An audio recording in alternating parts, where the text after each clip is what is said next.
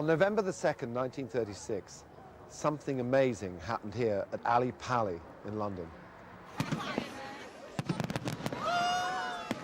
There are more than 60,000 people out there tonight watching that firework display. 70 years ago, when the BBC broadcast the first high-definition television service that the world had ever seen, hardly anyone was watching, because there were only 400 sets.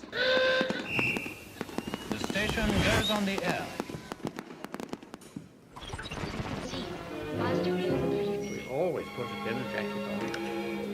Direct television from the studios at the Alexander Palace. A mighty maze of mystic magic rays is all about us in the blue. And in sight and sound they trace living pictures out of space to bring a new wonder to you. It was an enormous achievement, but who exactly masterminded it? Baird, I imagine. Beard. Was it Robert Louis Stevens? I've no idea. John Baird. John Logie Baird. John Logie Baird, the inventor we normally credit with creating television, wasn't even invited to the opening night. The founding father of the BBC, Director General John Reith, wanted nothing to do with it. Television, it seems, had its lovers and haters from the very start.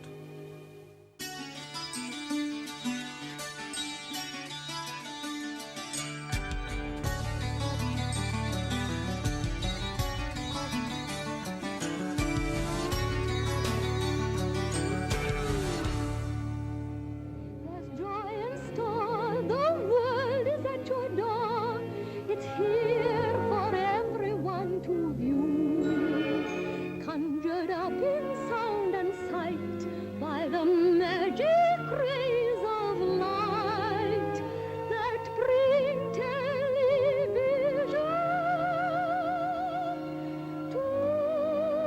to you.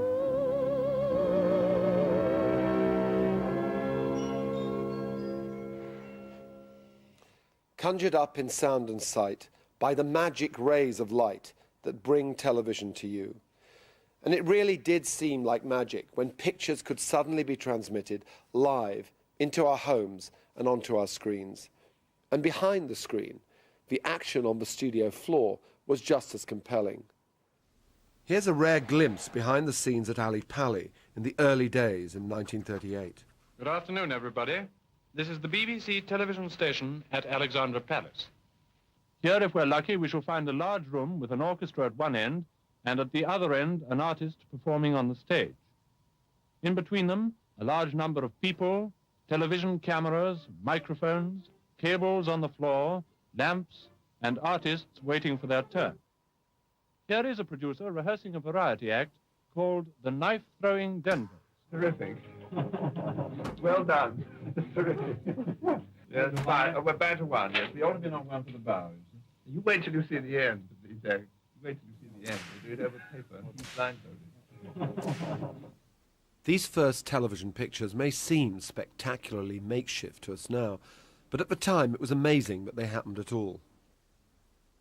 Throughout the 1920s and 30s, Britain had been in a race with Germany, Japan, Italy and America to produce the world's first television images. Through this aperture, the light from the scanning disc passes onto the face of the subject being televised. In Britain, two figures emerged who would determine the future of TV. John Logie Baird was the Scotsman at the forefront of the pro-TV revolution. He was an engineer who became obsessed with the possibilities of televisual broadcasting from a young age. But his lifelong ambition, some say, was thwarted by one important man, John Reith of the BBC. Reith had set up his broadcasting empire in 1922, just 8 years after the world first heard speech on the radio. Reith and Baird were both sons of ministers, and both grew into men who were driven to succeed. Last Sunday I happened to be in the city of Edinburgh.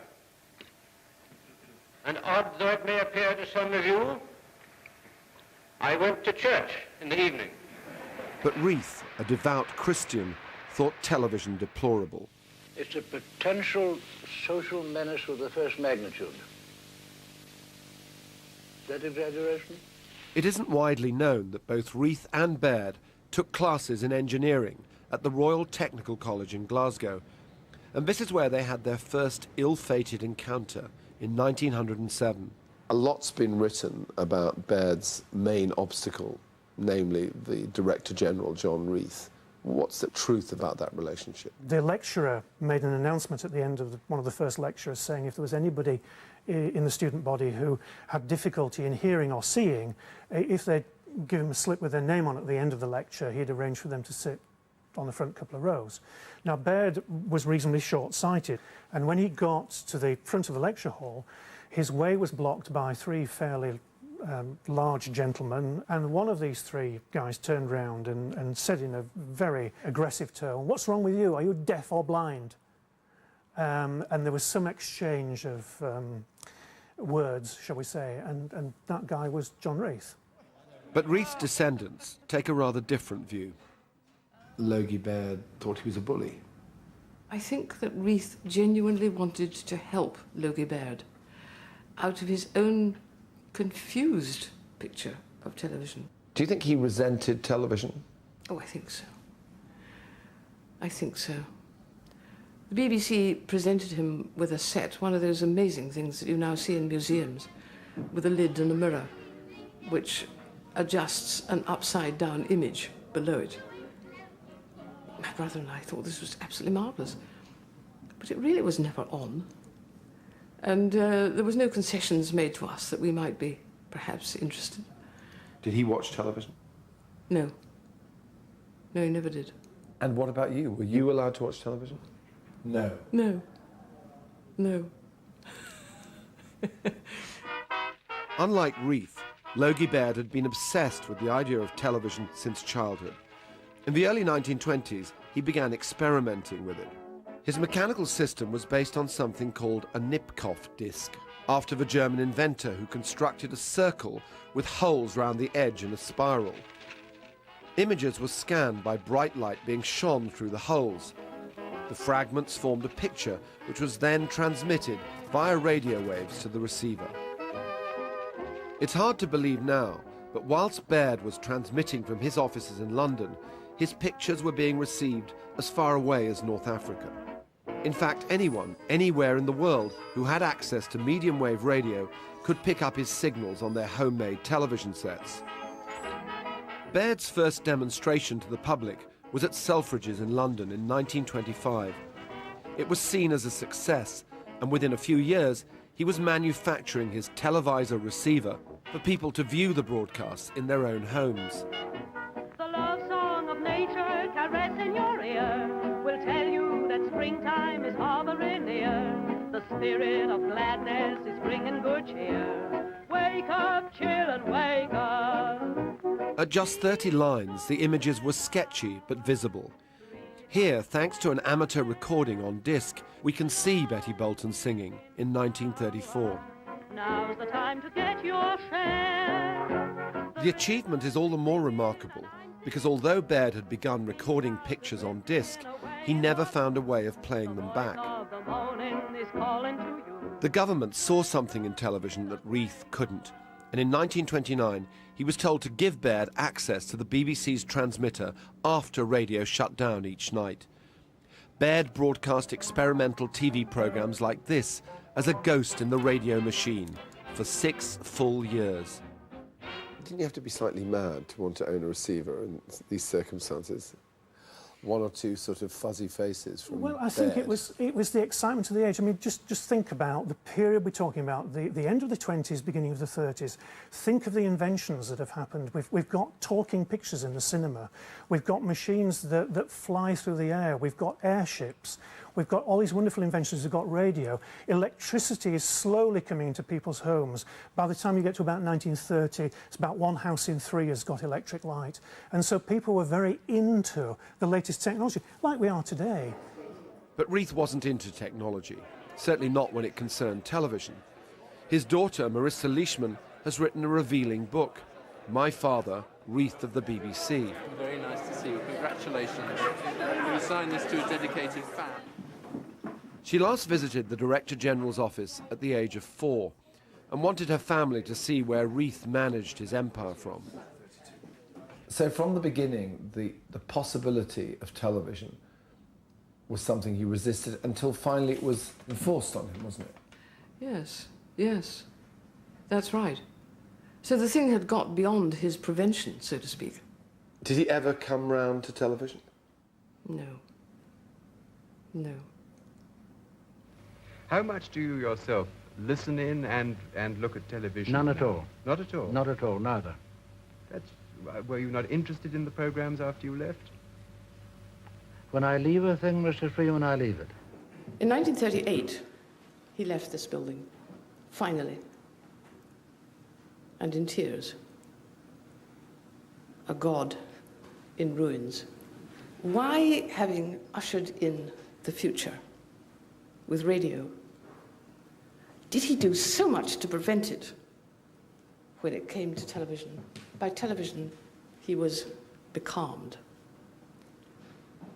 There should be no visual frivolity in the BBC.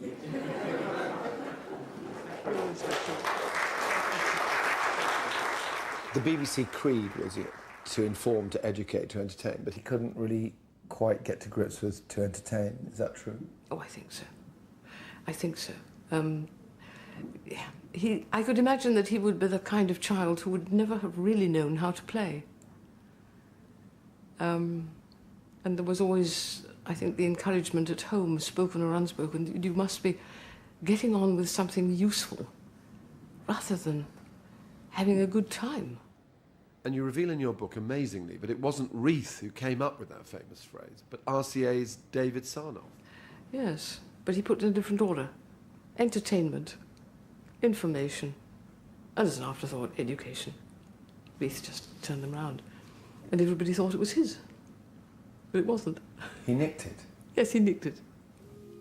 And it was David Sarnoff's previous employer, Marconi, who stopped television from being a one-man race in Britain.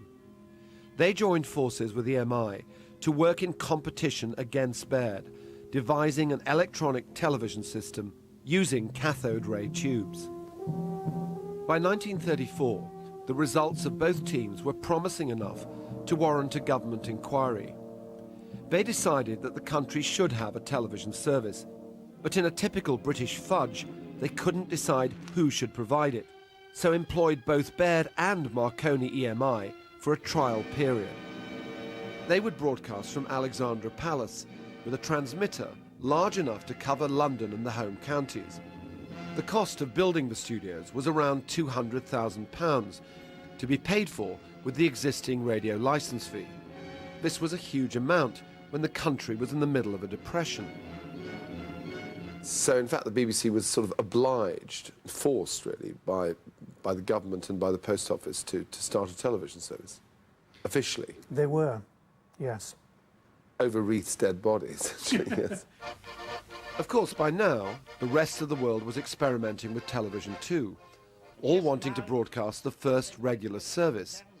But unlike Lord Reith, Dr. Goebbels could see TV's potential for his country, Germany.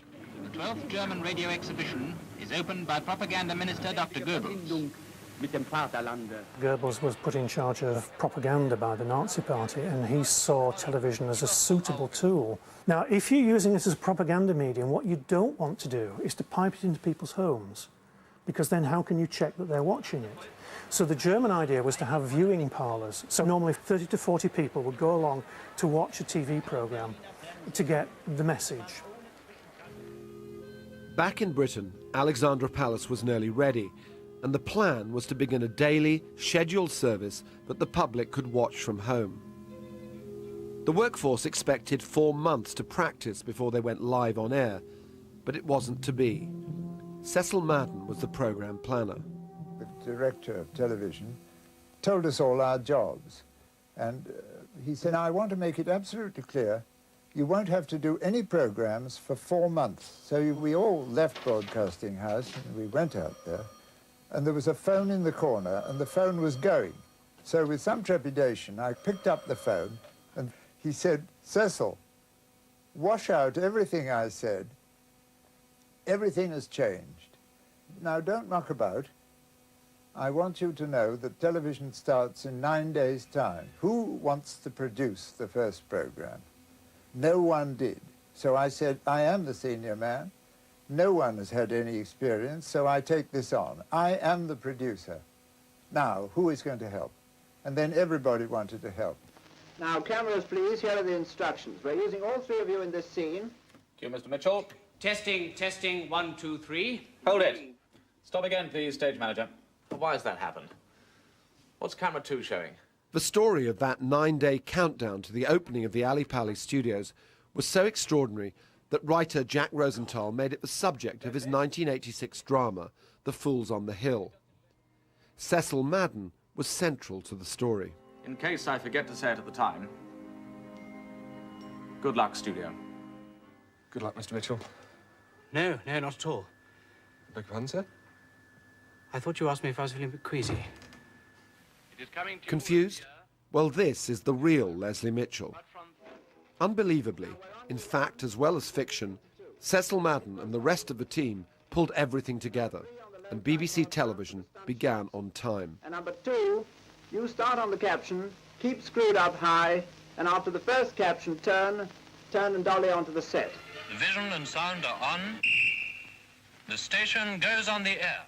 This is direct television from the studios at Alexander Palace. And now you're going to see and hear someone you know well, Miss Helen Mackay.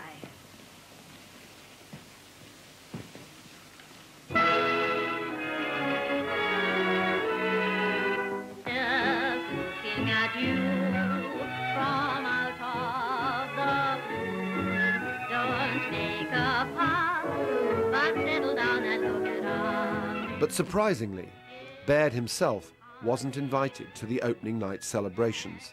I said, Mr. Baird, where are you going? He said, I don't know where I'm going. He said, I haven't been invited. I just couldn't understand it. We program people, my people, are very disappointed that Baird himself didn't take part in the official opening. One by one they play their parts. And there's a bigger mystery still. Legend has it that Reith stormed out of the studio halfway through the opening. We haven't even got to the middle. I've seen enough, thank you. But this version of events is apocryphal. Was Reith really there at all? Was your father there or wasn't he? I have to be completely honest and say the greater likelihood is that he wasn't there.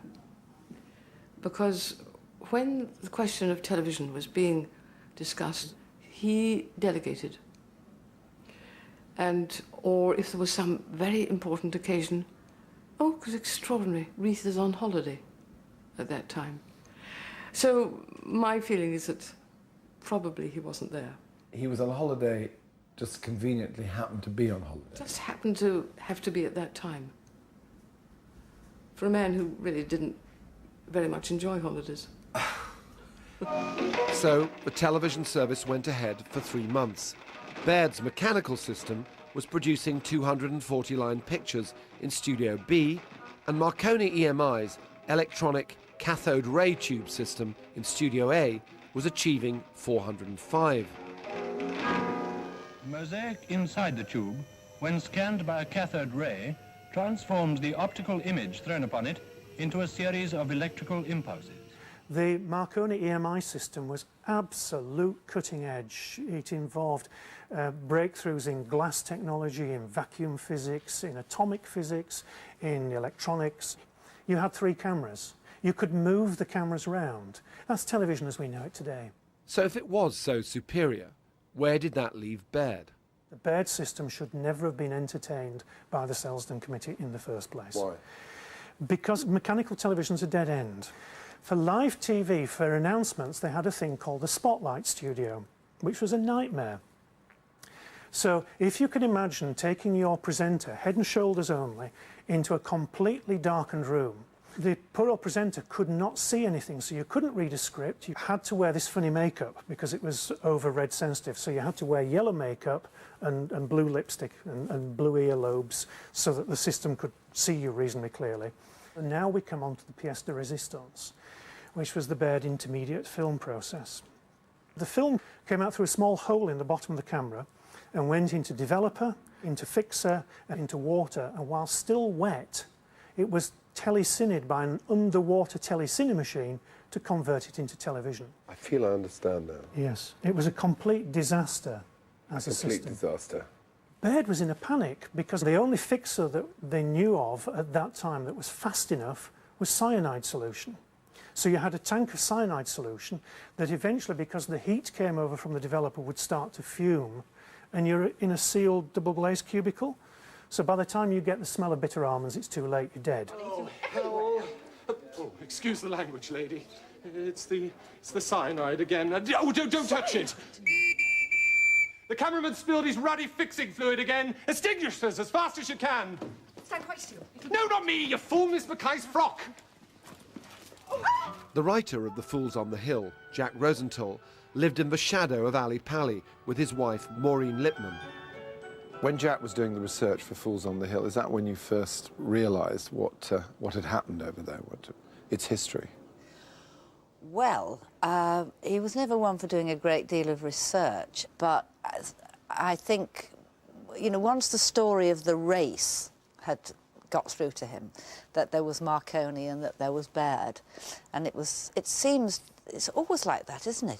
But certainly with Ali Pali, that became the focal part of the play. And then, of course, being Jack, he threw in the sort of hierarchical thing of Ali Pali, the fact that the technicians wore brown coats and the staff wore white coats, and that they wore gloves, and you didn't speak unless you were spoken to. And then it was a question of, right, we'll do the Baird studio first, and then we'll do the Marconi studio. In true British style, they tossed a coin to see who would go first. John? Tails. Tails it is. We go on the air from the Baird studio. But the great British compromise could only go on for so long. It quickly became clear that the Baird system was going nowhere. And in January 1937, it was dropped. How did Baird take that? He was gutted, absolutely gutted.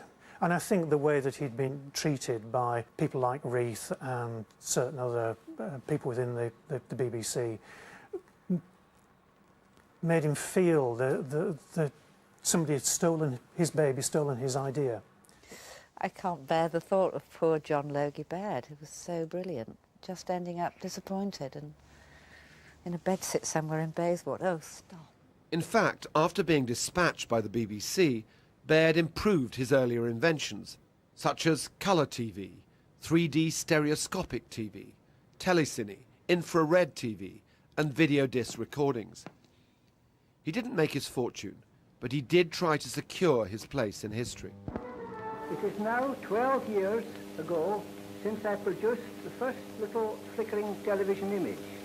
Television has grown from a scientific novelty to a commercial service. But who can foretell the future? Buying a television set in the pre-war era could set you back a small fortune. Over there at the top of the range, that's not just a Rolls-Royce model, that would set you back the price of a Rolls-Royce. You can get Baird and Marconi on that at the flick of a switch. If you're more interested in the sort of family saloon type price, this is a Marconi model over here. On the opening night, of course, there were only 400 televisions. By 1937, after a year, there were 2,000, and of course, the price came down. If hardly anyone had seen television programs in the early days, nobody in the BBC had ever worked on them. A small team at Ali Pali was setting the standard for the rest of the world to follow. Unbelievable. Richard, yes. Back from your cruise, I understand. Yes. This is it. This is it. This is it. You ready? Yes. Is everyone ready? Yes. Yeah. Come in. Yes, I'm in. Studio A. Yes, thank you. Yes. Well, this has been our studio. This is it. Yes. Don't you recognise it? The gallery's up there. Yes, is that where the original gallery was up there? Yeah. It's up Yes. a horrible flight of stairs. This is Studio A, isn't it? Yes. Or was? Yes. This is Studio A. This is the This is the big studio. the EMI studio. Yes, that's right. EMI Marconi studio, not the Baird. The Baird got the thumbs down, didn't it? So this studio would have been shared by all the different productions, isn't that right? Yes. Yes, you would I know we did pantomimes in here, you know, really big things. Yes. Amazing. And they would have, I mean, for a drama production, they'd have sets. Viewers often see me and my co-announcers sitting in apparent comfort like this. And they may think that I'm just sitting in a quiet, comfortable room. But in fact, as you can see, our studios are pretty busy. And they're like this every day of the year. Would your debuts, yours and Richard's and Marguerite's, would they have all been in here? I Come was here, in Marguerite. Studio A, I think. I can't remember. My audition was in this studio. Oh, was it? Yes, one of them was, yes. She was an absolute star, Sylvia, because her memory was so good. No water cue, of course, so they were given a piece of news, weren't you? Yeah. You had to memorise. And she was through with flying colours. Silence on the floor.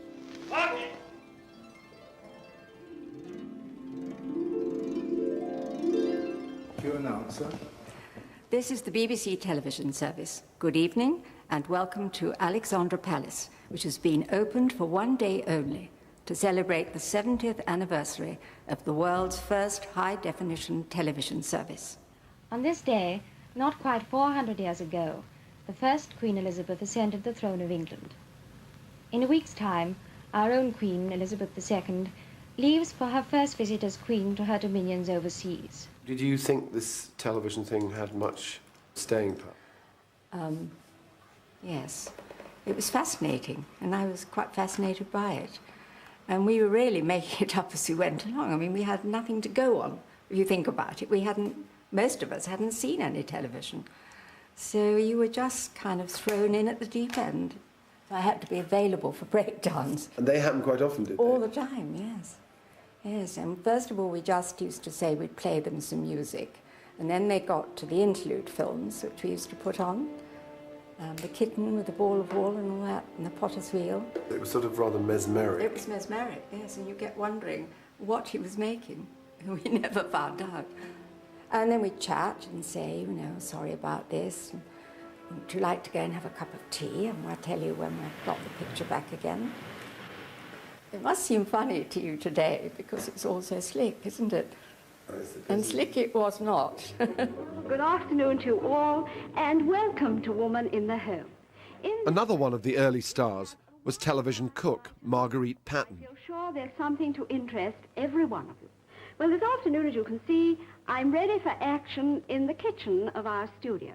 Just before I was due to do the first programme, the BBC rang me up and said, Marguerite, we're so sorry, we haven't got a cooker. Now, to do a cookery demonstration. Helps. So I said, well, what have you got?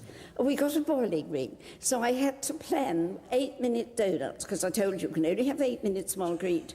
So I had to make the dough, dried egg, little margarine, and they really were very much more like a fritter than a donut. But then with gay abandon, when they were cooked, I rolled them in sugar, as if sugar, you know, wasn't rationed. And I think possibly I instituted the famous words, and here is one I made. Your debut, Rich, was that must have been in this studio. I remember on one occasion the script was too long for the picture, and this sub-editor who'd written the story suddenly shoved his hand over my mouth to stop me talking. To stop you? Yes. Good job you weren't envisioned, isn't it? But you know, all that added to the excitement.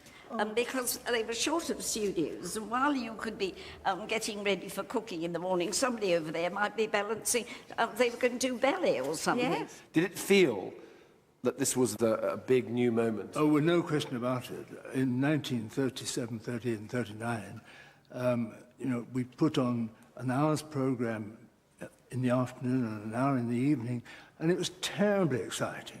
And one really sort of often didn't complete a rehearsal. You were lucky if you completed a rehearsal.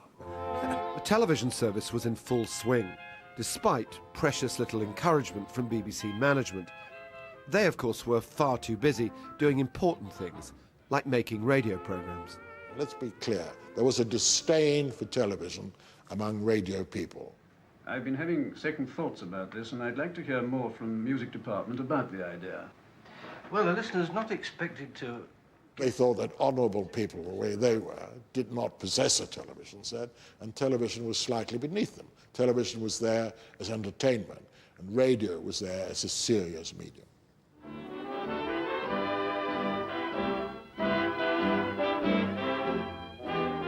We were very much the poor relations of the sound broadcasting. Yes, we yes. were that ghastly little place on top of the hill that was a bit of a Oh, nuisance absolutely. without any doubt at all. Yes, the people at the top of the hill, yes.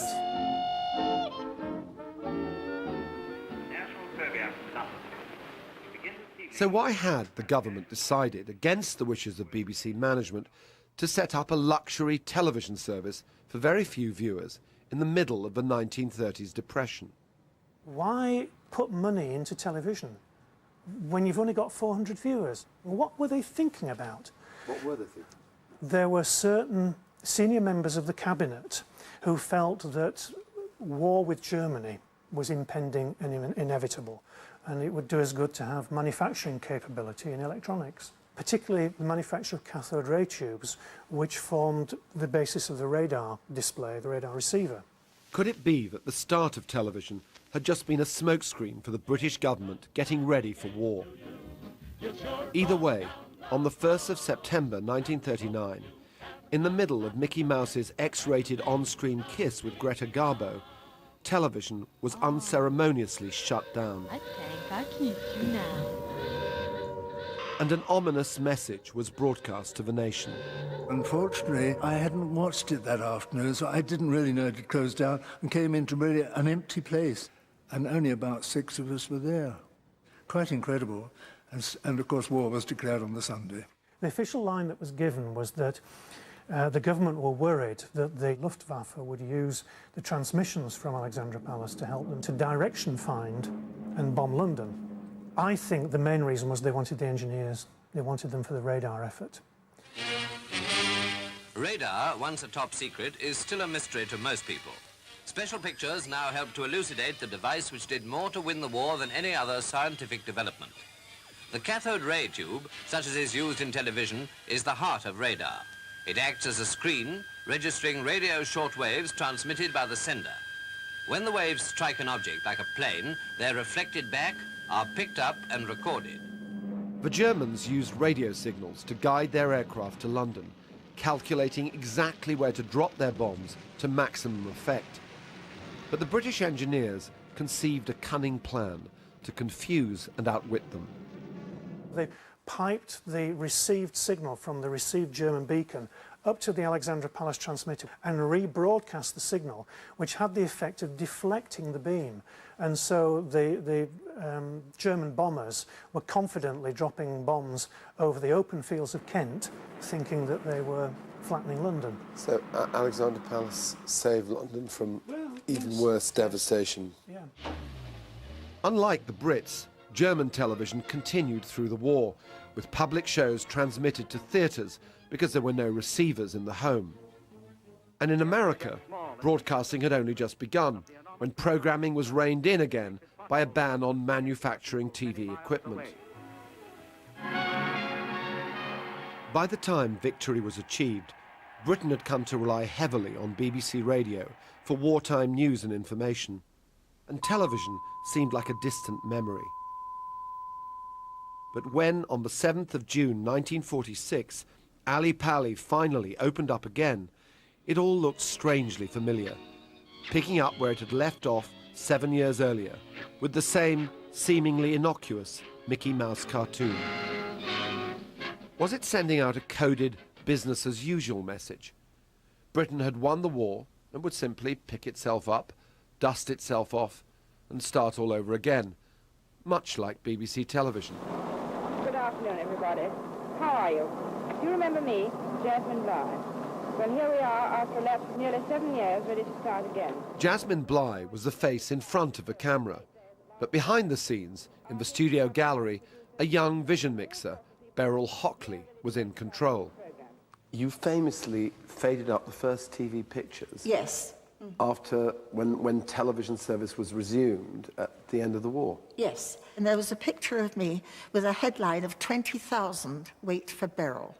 And that was the number of viewers we had, 20,000.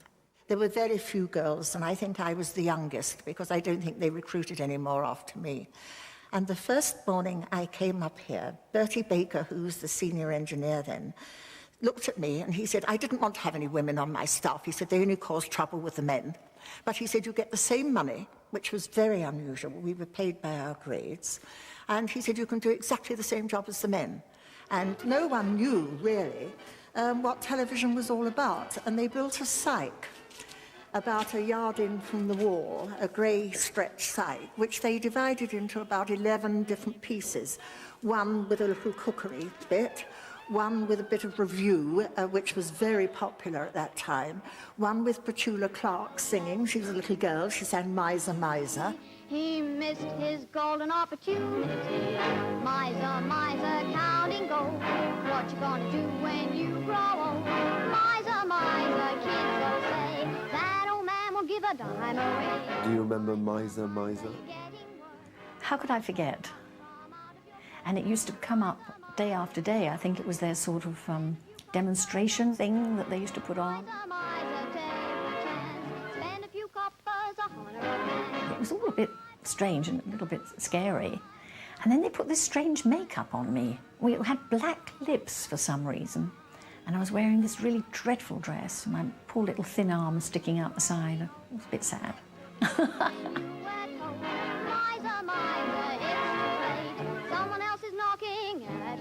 Who were the faces of television, as far as you were concerned?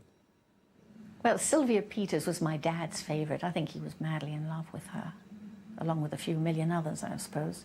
And MacDonald Hobley, of course, was gorgeous. These were people that suddenly we felt that they were our friends. Television is essentially the entertainment of the home viewer, and is the family group that our producers and artists normally consider to be their audience. Friends they may have seemed, but always very well-spoken ones. By your own fireside. Do believe me when I say that you'll enjoy it so much more when you meet us once again in the intimacy of your home, when you're sitting relaxed in your own armchair. What was that about? What was that English accent about? The only way I can ever rationalise that accent is that it sort of filtered down from the German king. We got a German king, didn't we? And, of course, he would be speaking like that. And they all talked very clearly. And so did the men. But the men spoke very quickly. That was the whole thing. Everybody spoke like a train. We're going to show you one of the visitors in our series of outside broadcasts, Golfers in Action. He's going to demonstrate various shots, and he's going to start off with a drive. So now let's get on with the show. And getting on with the show was exactly what the country was trying to do in the lean years after the war. Leader of the kitchen front, Marguerite Patton, was given the task of keeping the nation's pecker up. I've got here some of your ingredients, Marguerite. I brought them up. This is what you made famous. You recognise that? I know. I shall have the word spam with me forever and today, because people wrongly suppose we had spam, and more spam. This was like gold. As well as rationing, we had a point system. So you had to have a great family discussion. Shall we have a spam this month? Or shall we have some dried fruit to make a fruit cake? So spam was a treat, is that what you're telling me? But we were delighted with spam when we could get it, because it was a new taste. And this is just straightforward grass? Straightforward grass, just cut up. It looks all brown, but it's just done up. Other people were a little more adventurous. In the interests of keeping the nation healthy, Leslie Mitchell volunteered to eat a nutritionally packed plate of grass. Just cut them up nice. I'm afraid I don't know which you use. Well, you use the sharpest knife you can, yes. That's grass, cut up grass in the middle. But I advocated it for the troops, and they jumped at it. I used to take them salads, and they ate it and liked it like anything. Too much pepper, I'm afraid. Johnny, look. This is just straightforward grass. Straightforward grass, just cut up. Looks all grass, just done up. What have we done? What have we done? Are you ready for me? Yes, yes. Good. I Annie, I my heart wants to shout out hooray! Hooray! Ian Carmichael was one of the first stage actors to turn into a TV star, and he's still at it today in the period drama The Royal. Ta-da! There we go. John Logie Baird has got a lot to answer for. What was the atmosphere like in Studio 80? Oh, it was murder, really. It was chaotic. It was nerve-wracking. In this very small studio, you would have 4 cameras, possibly 2 sound booms, bits of set everywhere, your cast, dancers, maybe 6 dancing girls, Eric Robinson and his full orchestra, which was no small combination, I can tell you. Great cables lying all over the floor. You had to watch so you didn't trip over them. And then remember your lines and all this at the same time. But newer performers were just happy to be getting the exposure. TV brought them to the attention of new and growing audiences. Do you remember when you first went on the telly? Oh yeah, I was proud of it and fun, and I did all right. I used to do the imaginary boxing, used to do the falls and all those sort of things, which got laughs. Don't laugh at me, 'cause I'm a fool. I know it's true, 'cause I wrote that. Falling in love is a youthful delight. It starts just before you leave school. It could even start sooner if it weren't for the fact that you're frightened of looking a fool. And hey presto, there's a change. You begin to feel proud when you've chosen a partner and you're out of the crowd.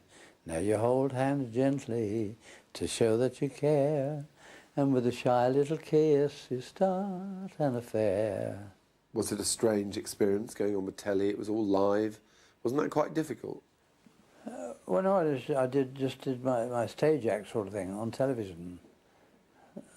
So it was just same meat, different gravy, as it were, and I got away with it.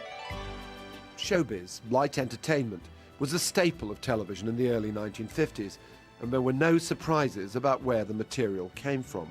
I think mostly we drew ideas from the theatre, from the music hall, and there seemed to be an interest. Perhaps it was because it was post-war and people hadn't got very far from their own front gardens during the years of the war. There was an interest in everything continental, and particularly, you know, Paris was thought to be a bit risque, and it was all happening there, the nightclubs and the Folies Bergère and all these things. So they persuaded the owner to shut the Lido for a night and flew them to London to do the Lido show in Studio 8, Alexandra Palace. I mean, can you believe it now? And they came, and it all seemed to happen. And we made a sigh of relief, and we came in the next day saying, well, that wasn't too bad, was it, you know? And the phone rang, and they were all still here. A thick fog had prevented the plane from taking off, or planes taking off, so the Lido was shut for 2 nights. When the first breath of winter descends upon the Bavarian Alps, cattle have to be brought down from their mountain pastures to winter quarters in the villages. And on beautiful Lake Königssee a few days ago, the last of the herds were being coaxed onto flat-bottomed cattle boats. No, this isn't a light entertainment programme, but a pre-packaged BBC newsreel item, circa 1950. The peasants adorned them with garlands and embroidered collars, a time-honoured form of gratitude to the mountain spirits for a benevolent season and a safe return. Now, back to the Scala Theatre. So, plenty of stories on film, but what about live news?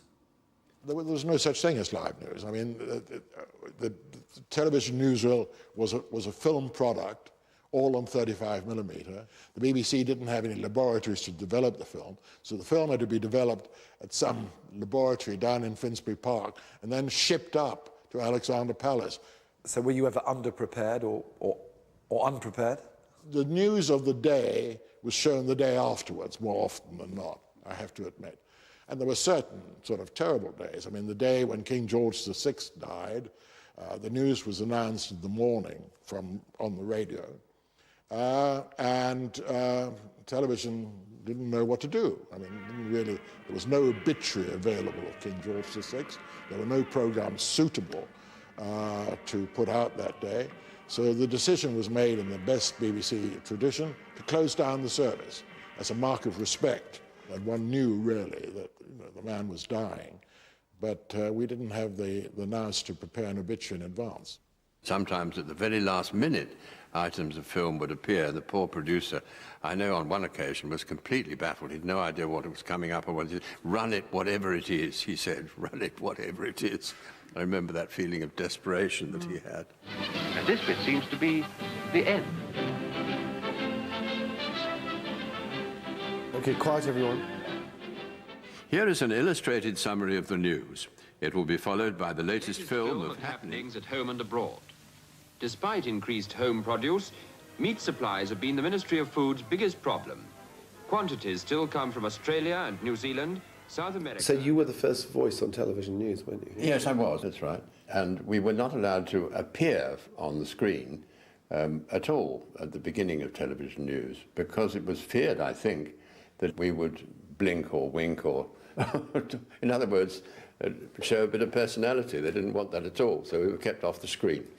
And then, of course, there was the threat of ITN going on the air, and we knew that they were going to use personality newscasters.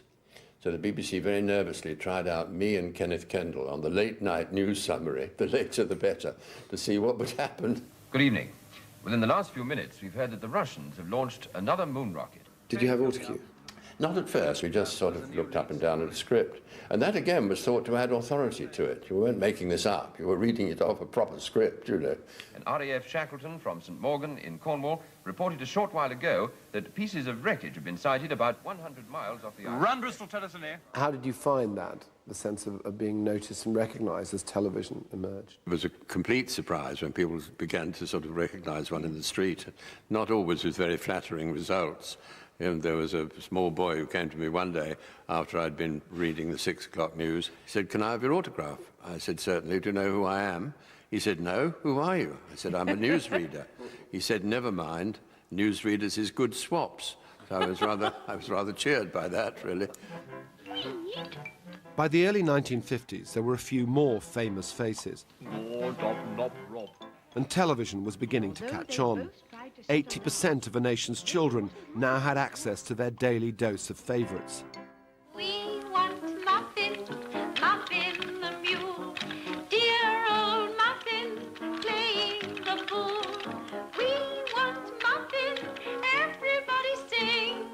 We want Muffin the mule. There was a permanent set. It was only a flat on the top of the grand piano. The only thing was to choose a wallpaper with stripes so that you didn't see the strings, was hopefully. Thieves, beware! Dick Muffin waves his tail. He rounds them up and he tracks them down, follows them round and round the town, wearing a most important crown. Dick Muffin's on the trail, bravo, Dick Muffin. And if you were old enough or brave enough to stay up, Oh, that just now, roaring flames. Oh, my God, Len, it's something dreadful. In 1953, in Studio A, I did the Quatermass experiment. This was the first of them. It was done as a 6-part Saturday night serial. And I don't think there were any film inserts at all. I think it was all done live. It is Victor, Victor. He's alive, thank God. Sit down. Quatermass! Get Professor Quatermass! He's in the plant now, alone. Quatermass! I loved Quatermass, but then I loved listening to the radio when I was a kid, you know, listening to Dick Barton and all that stuff, and you could imagine all this, what was going on, but then suddenly to have it right there in front of your eyes was amazing. And you know, I didn't realize then, but these people who were producing these shows were working probably on a shoestring, but they were using their imagination and, dare I say, talent to do it. Wonderful. I hope they realize this is for their own benefit. Look, it's starting to break up. Can you smell it? Yes. Ammonia. Dylan, there's something on your face. It's become terribly famous, and everybody kind of remembers it. Of course, there was only one channel then, and everybody talked about the television program the night before, next day, and you know, and everybody watched them. We get out of the studios into the outside world not only by using film material, but also by actually taking television cameras on outside broadcasts.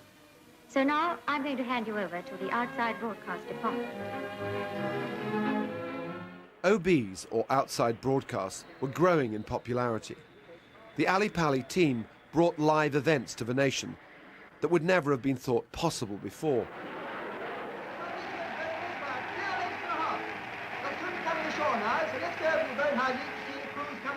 To those who enjoyed the television visit to the Hammersmith Palais last July, it will be good news that television will be visiting a dance hall again during the evening of the 7th of October. But sometimes just laying the cables was a marathon in itself. When we did an outside broadcast of Middleton's garden across the road, and Middleton used to have he was the gardener at that time, and he had his garden across the road there, we had to put out almost 1,000 feet of cable across the road in about 20-yard lengths with these damn connectors. And when we get out there on the Saturday morning, the cameras wouldn't work, and you'd have to go through all these connectors one by one, checking to make sure it worked. The OB unit was a boys' own affair, run by Peter Dimmock, a former RAF pilot. Good. Now we come to Zulu. Keith, I'd like you to move that forward 1 week if you can. Can you manage it? Yes, I think I can. Right. Excuse me, Keith. Peter, if you finish with me, I think I'll push off to Speedway. Right, I'll be down about 4:30. Then we come to the fire display. Richard, I believe you're going to do the commentary for that and discuss the details with Barry this morning. Yes, it's in the Dimbleby Diary. And by far the biggest event in the Dimbleby Diary was on June the 2nd, 1953. Here, in the Abbey Church of St. Peter, Westminster, a great congregation of 7,000, come from every part of the world, awaits the arrival of Her Majesty. Thanks to the BBC's outside broadcast team, a rather larger audience of 20 million people were able to join the invited guests in the Abbey. A high figure even by today's standards, and quite astonishing for the time. And radio finally took a back seat to television. The British public wanted to see, and not just hear, their Queen being crowned. The coronation was, without doubt, the turning point in the history of BBC television. This was the one event which everybody wanted to see. Whether they had a set at home or not, somehow or other everybody managed to see the coronation. 2 weeks before, it was unthinkable having live coverage because the government was against it, the Director General and the governors didn't think it was the world's greatest idea, but because Peter Dimmock persuaded the Duke of Norfolk as the Earl Marshal that it was a good idea, it worked. And for the OB team, there was an unusual bonus for working round the clock. Every member of staff was given a picnic to get them through the day. They gave us a box with this explosive soup in, and so you lit the fuse at the bottom and the soup was heated up. And a bottle of wine. A bottle of wine? Weren't you doing a live broadcast? Oh, yeah. It was only a small bottle. It wasn't a whole bottle, was it? It was only half a bottle. Yeah, but I don't think they'd do that today. And because we were there from crack of dawn, 5 o'clock in the morning. Oh, yes. The cameras were set up in the afternoon for tests. And you were the one who introduced the coronation, Sylvia.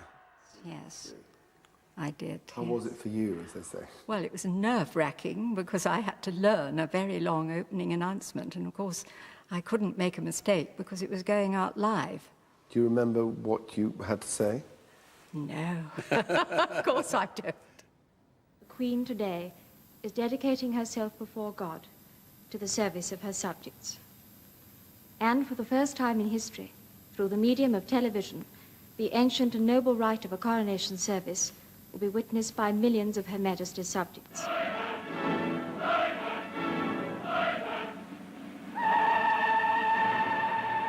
Well, there must have been 30 of us in our living room with the Bush 9-inch.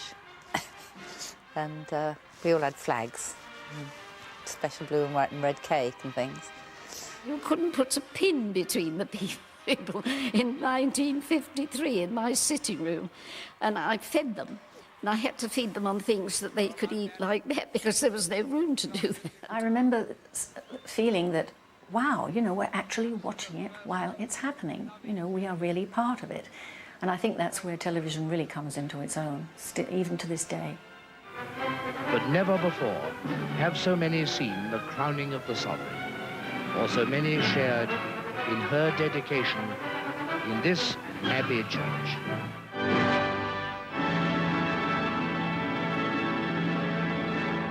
In November of Coronation Year, a debate began in Parliament to end the BBC's monopoly, and after much protest from the corporation, ITV opened in 1955 with this trailer, promising mass entertainment with wide appeal.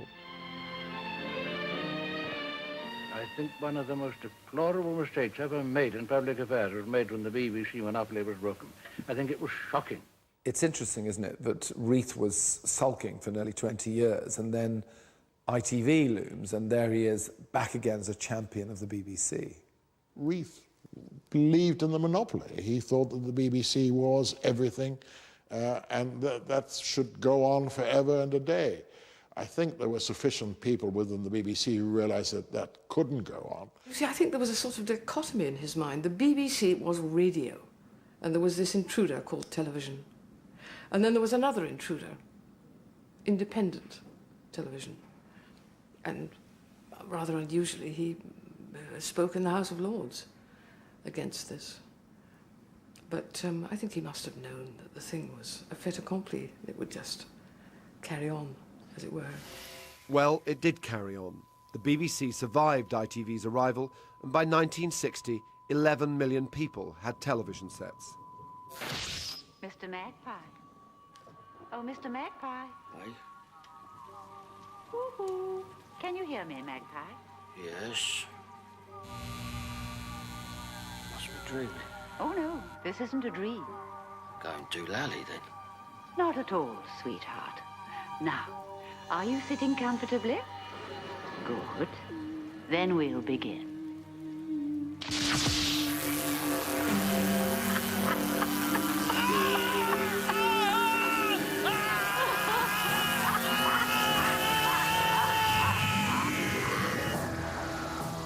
Well, viewers have been well and truly sucked into TV in a way that goes far beyond even John Logie Baird's expectations. Today we watch an average of 26 hours a week on our 62 million sets. But sadly, the growth in channels and programmes is something that poor old Ali Pali just couldn't cope with. So Alexandra Palace, where British television was born and grew up, retires from the fray with dignity and many happy memories of pioneering days. In its empty dressing rooms and studios, only the echo will be heard of an exciting era in our history. Thank you, Ali Pali. Alexandra Palace is about to be redeveloped, with no immediate plans to keep the studio intact, the world's first television studio. There should be some kind of museum there, because it was a special moment in our business, if you like, but in our lives. And I would love to see a museum. It could be so interesting and entertaining for the public. But I think it is important as a landmark that it should stay. Those people who were working so hard to try to put all those bits of string and sealing wax together and create something which is developed into a phenomenal thing. I mean, it's just our life now. What would it be without television? I mean, everything is... I know it's a long time ago, but I just think it's important to respect where something began. John Logie Baird pioneered television for the entire world, so it would be dreadful if it were to be turned into something less than in a National Heritage Centre. People should feel very strongly about that, because we started television. Well, Maureen, the campaign starts here. Yes, Alan. And that brings us to the end of programming for today. So, from all of us here at Alexandra Palace, a very good night. Very good night. We worked so hard, but they were marvellous days. But it was so enjoyable, and it was so different, and it was so challenging and so invigorating that one loved being there. I had a charmed life. Very hard work, but I wouldn't have missed a moment of it. You can listen to personal memories, view clips, and find out more about the early days of television at Alexandra Palace by visiting bbc.co.uk/heritage.